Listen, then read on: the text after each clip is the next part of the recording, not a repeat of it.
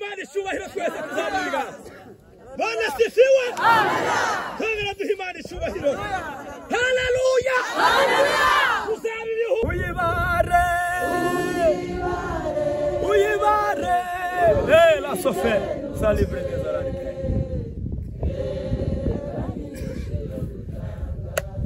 Besi Imana icyubahiro. Haleluya. Abakristo bazabishimiye baherekeje abantu.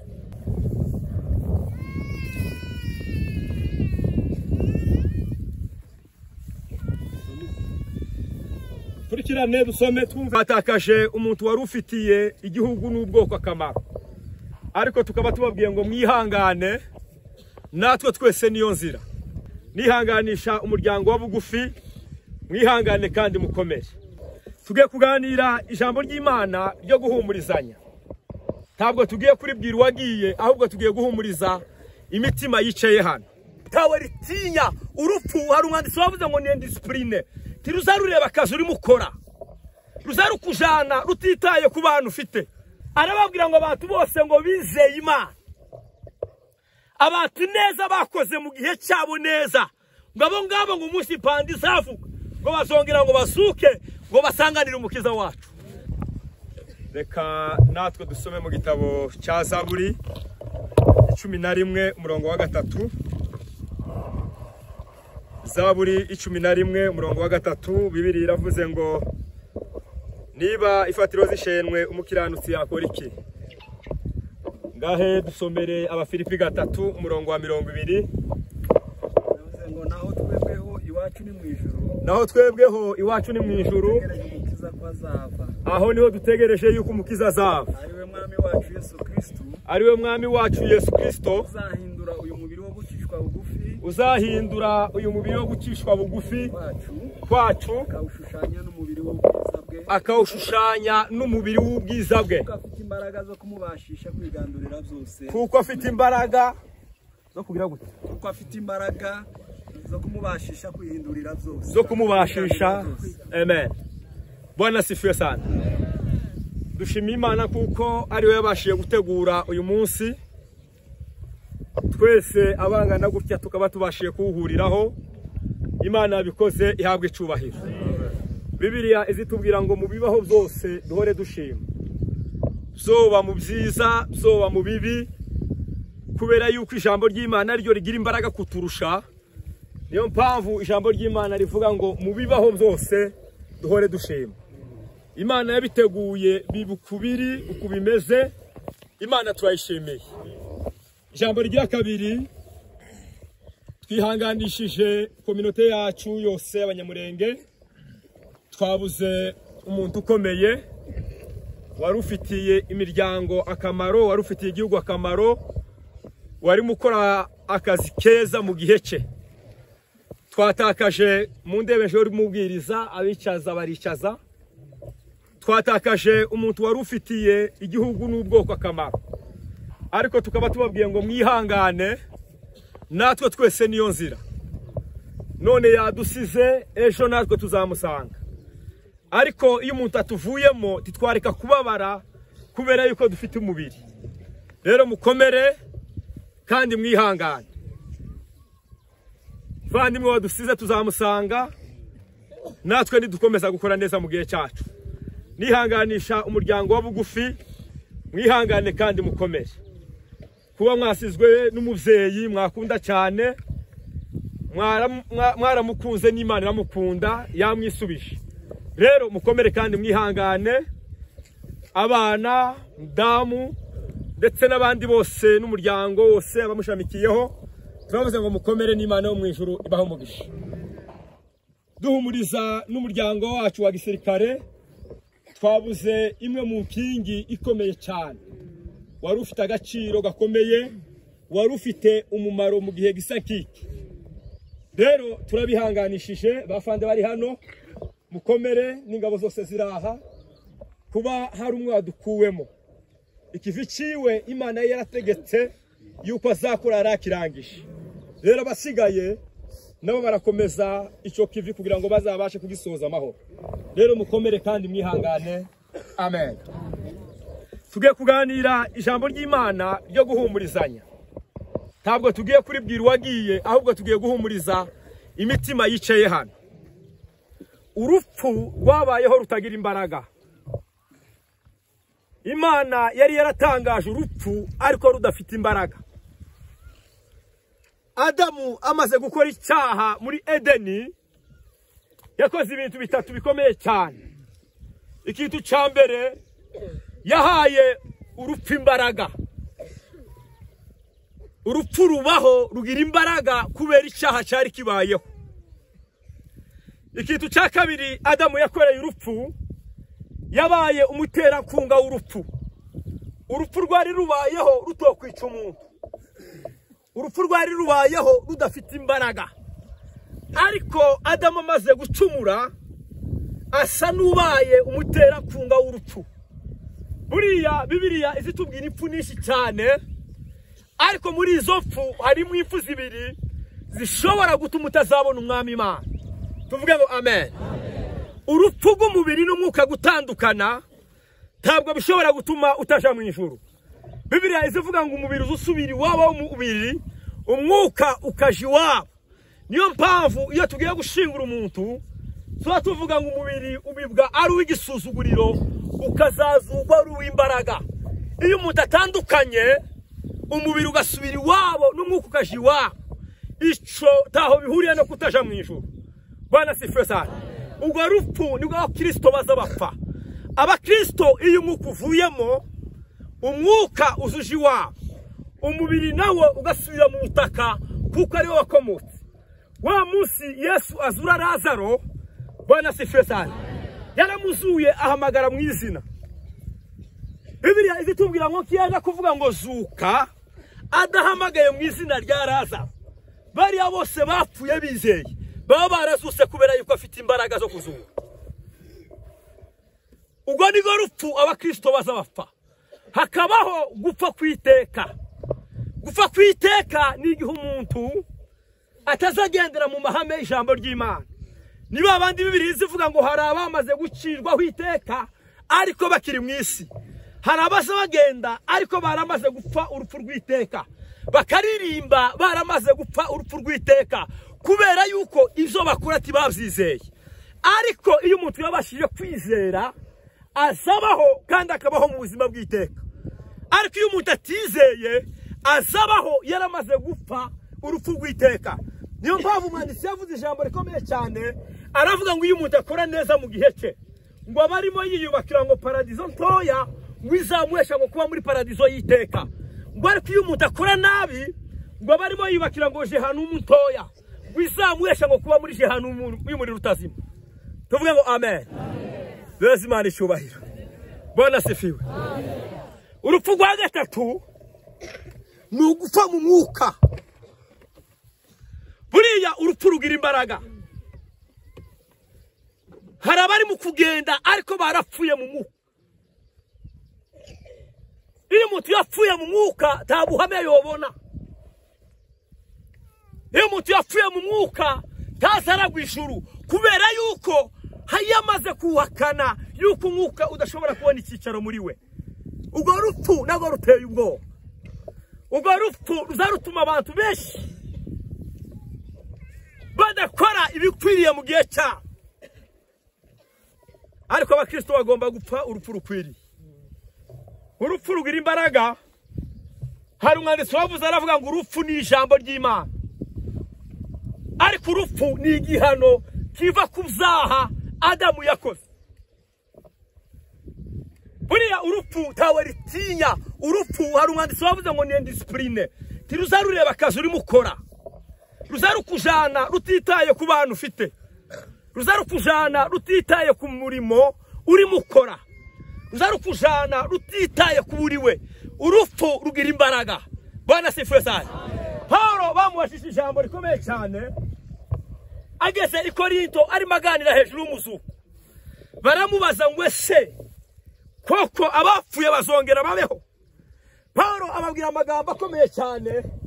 Arababwira ngo abantu bose ngo bizeye Imana. Abantu neza bakoze mu gihe cyabo neza. Ngo abo ngabo ngo umunsi pandi zavuga ngo bazongera ngo basuke ngo basanganire umukiza wacu. Beza Imana icyubahiro. Bwana sifiwe sana. Abafilipi 3 hakavuga ngo naho twebweho iwacu ni mu ijuru. Yageze Filipi ababwiriza ubutumwa bwiza cyane, ageraho bamubaza umuzuko wabera kuzaba umeze. Arababwira ngo twebwe nubwo tugenda, nubwo tuvuga, nubwo turirimba, naho twebweho iwacu ni mu ijuru. Ngo aho niho dutegereje yuko umukiza azava. Koloneli wadusize iwacu ni mu ijuru, tuzamusanga nitwizera. Nidukora neza twebwe abasigaye tuzamusanga. Yo baravuga ngo turi mu isi, ngo tuba dufashe igihe mu ntambara. Bavandimwe ko turarwana n'uyu mubiri. Hari agatabo nasomye karambwira ngo aho umuntu atuye, ngo naho urupfu rutuye, ngo dutandukanyijwe n'intambwe imwe y'ukuboko.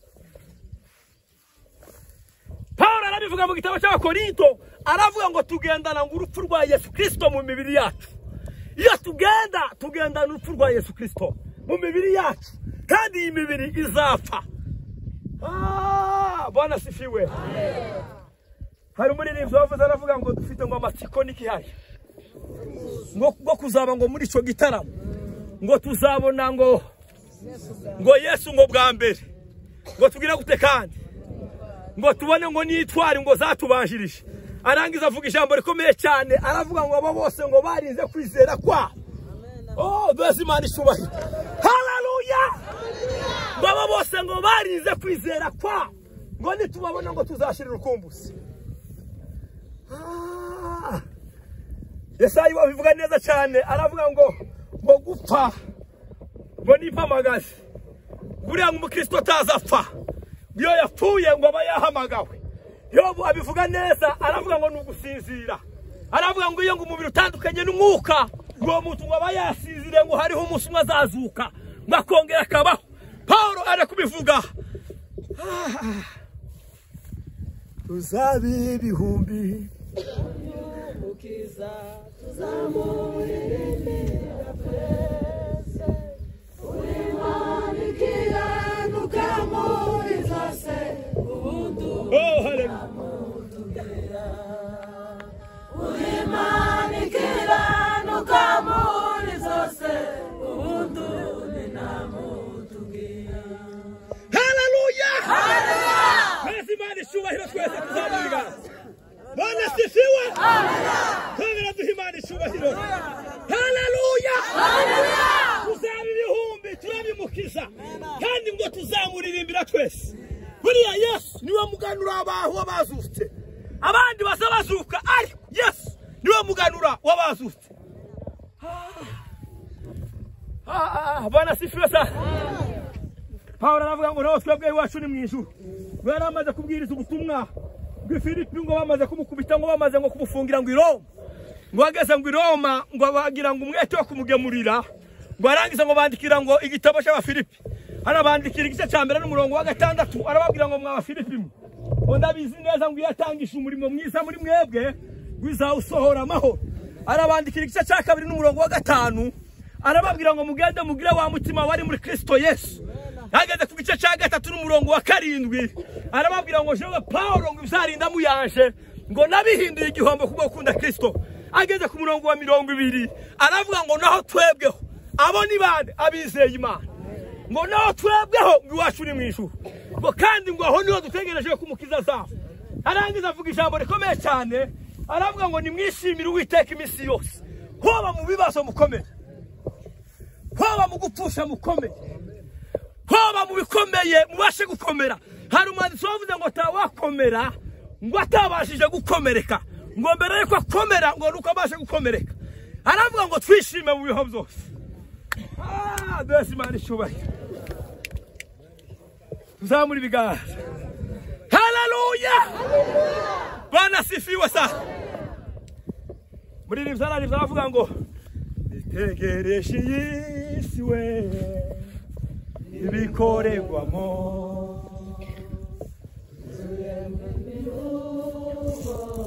ingwara n'amaganya, kurira no gupfusha, biragwiriye mw'isi, perako Icyampa uzaza wawime ingoma abera Bless man icyubahiro. Hallelujah! Bwana sifiwe. Daudi nawe avuga neza navuga ngo sifatiro zishenwe. Mbese umukiranutsi yakora iki? Ese igihe twabuze abo twakundaga cyane. Ese umukiranutsi yakora iki? Ese igihe tubuze ababyeyi bacu. Ese igihe tubuze koroneri twafatikanyaga akazi. Ese twebwe twakora iki? Hari amagambo y'ihumure mbabwira mw'abanyamurenge mwe. Semeni amen. Jambo rya mbere ifatira igihe zanyeganyezwe umukristo azakora mugumane kwizera. Nta kindi kiza gitanga ihumure no kwizera. Kwizera ni umuturanyi utazuye mukira umuntu. Inshuti n'abavandimwe baza bakuvaho n'urupfu rukaza tukabura abo twakundaga. Ariko nidukomeza kwizera hari ibyiringiro. Hari ibyiringiro nidukomeza kwizera. Mwanditsi aravuga ngo nitwizera tuzabona.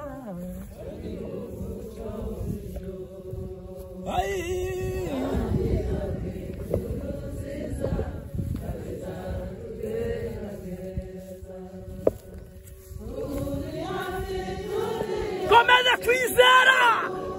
Kwizera nizo mbaraga abakristo batunze.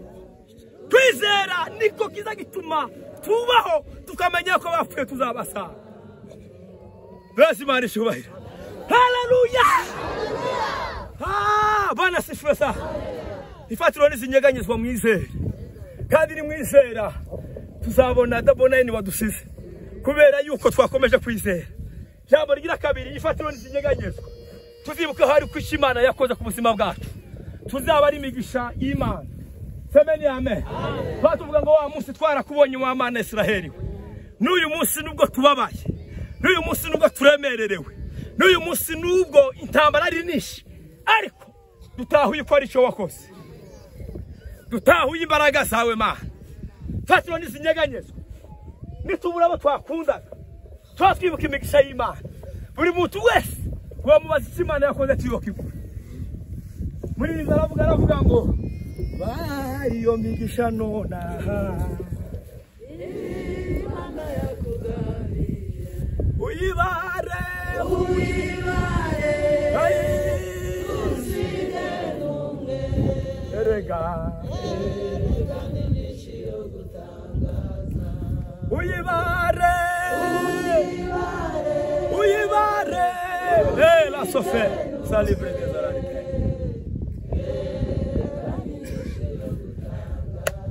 Besi mani cyubahiro. Hallelujah!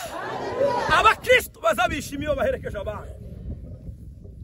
Ifatiro nizinyeganyezwa. Tugacika intege tukiheba. Bwana sifiwe.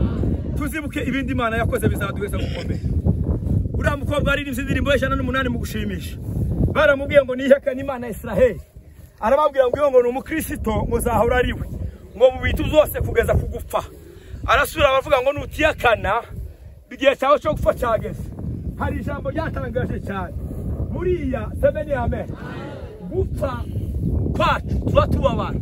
Ariko umwanditsi aravuze ngo kufa ngo ni faida ngo kwa kila mukristo wa kweli. Gupfa ni inyungu kuri wa mukristo ukuri. Niwe aravuga ngo nubwo ngo semeni amen. Uriya mukobwa ari indirimbo y'Ijana mu gushimisha. Aravuga ngo nubwo ngo natumirwa n'urupfu. Ngo nzagira ibyishimo bitavugwa. Twebwe tuzatwiheba kubera yuko taziringiro. Umunsi wogira ibyiringiro semeni amen.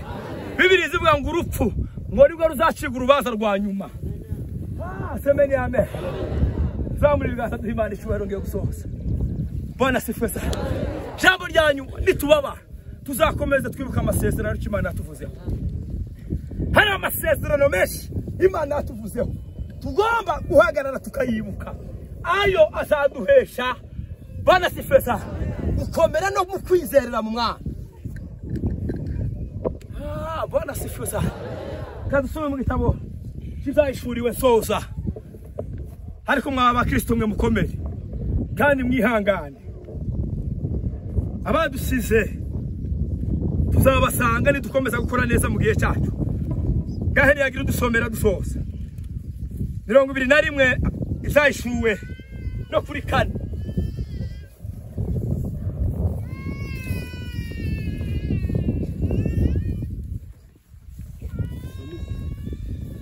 Kurikirane dusome twumve twese turasoje.